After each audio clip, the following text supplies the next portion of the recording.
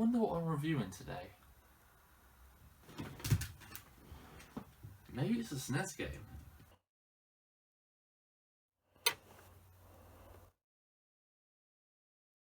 Do I have to do it on my own? That is a two-player game. I wonder who that can be. Hey Martin, how about me for a second player for your review? Yeah, sure, that will be, let's say, hardcore. That's right, and that's hardcore, as in... Cool. Rude. So 25 years ago this year, Nintendo released a new franchise that will one day become my favourite. Now I personally have no nostalgia for this game.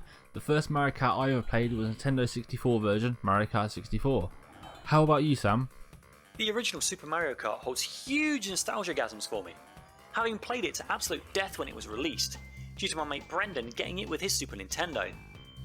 It was so unlike anything at the time. Racing games were usually stodgy and awkward beasts, unless you were playing something like F-Zero or Micro Machines.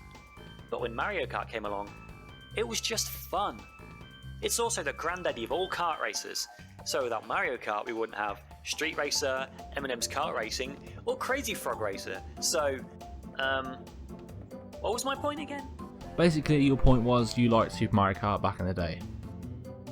So moving on to the controls, I hate them. I really don't like them. Trying to turn using the D-pad, it just doesn't turn quick enough. Then trying to use the shoulder buttons to do a slide, it throws me off the track.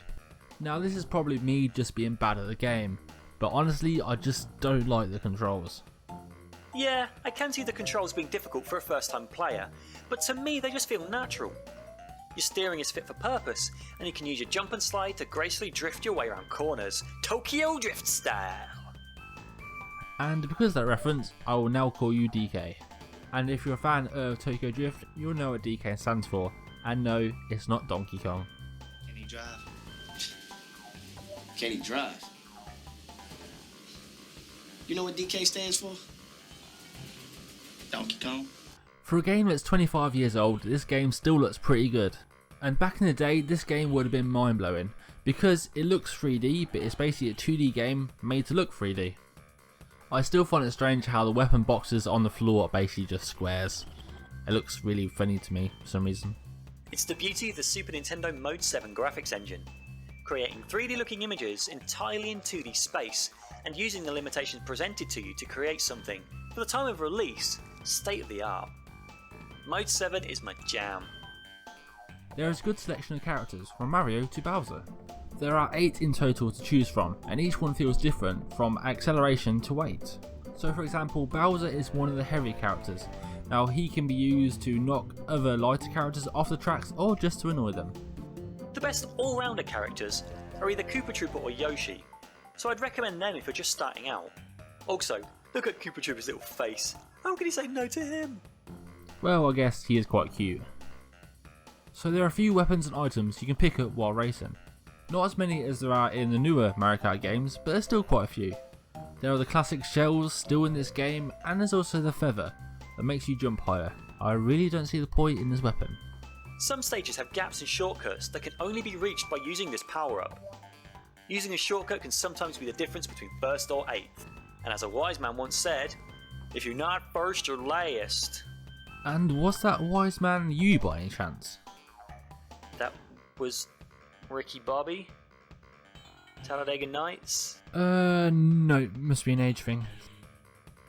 So at the start you only get 50cc and 100cc, and in each one there are 3 cups with 5 tracks in each of them. You can unlock the 4th cup by getting gold medals in all 3 other cups. And the 4th cup is the Star Cup, and it is bloody hard. It also contains the legendary Rainbow Road. Now if you can get a gold medal in the Star Cup, you then unlock 150cc mode. But unfortunately I didn't get to try this because I am awful at this game. Did you get to unlock this, Sam? Actually yes! I can remember unlocking 150cc as a kid and getting extremely annoyed with its difficulty. On recent playthroughs, it's hard enough even placing in the cup, let alone gold medaling it.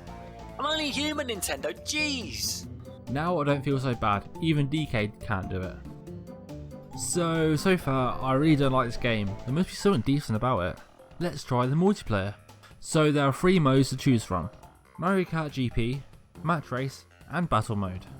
So Mario Kart GP is basically the same as the one player but with two players. And Match Race is racing against your friend with no AI on one track.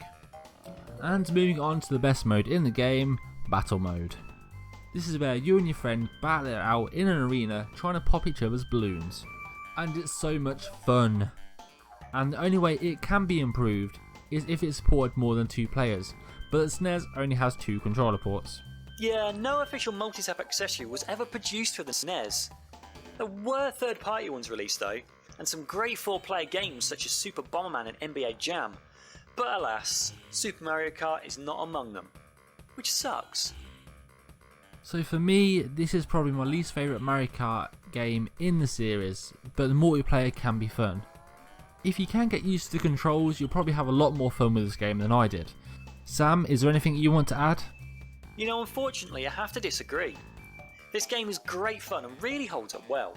The controls are fit for purpose and mastering them makes you feel like a goddamn superhero. Yeah, there were better Mario Kart games, my personal best being either Double Dash or 8, but if you're wanting to see where the series started, this one is definitely worthy of your time. The physical cartridge is slowly getting more and more expensive nowadays, but the game is available on the Nintendo eShop for, well, pretty much every Nintendo console, so you have no excuse not to give it a go. So basically, give this game a go and see how you feel. I personally found it frustrating but still fun. And that is sadly the end of the review, but I want to give a big shout out to my main man Sam for doing this review with me. And I encourage you to go check out his channel, Hardcore Gamer. He does a lot of gaming reviews like my channel, but his editing is so much better than mine, so I encourage you to check him out. Hey guys, I've been the Hardcore Gamer. Thank you very much to Martin for having me on the show. It's been great fun doing this, and I really hope you like the video. If you like this video, please give it a thumbs up, a new channel, why not subscribe. Bye!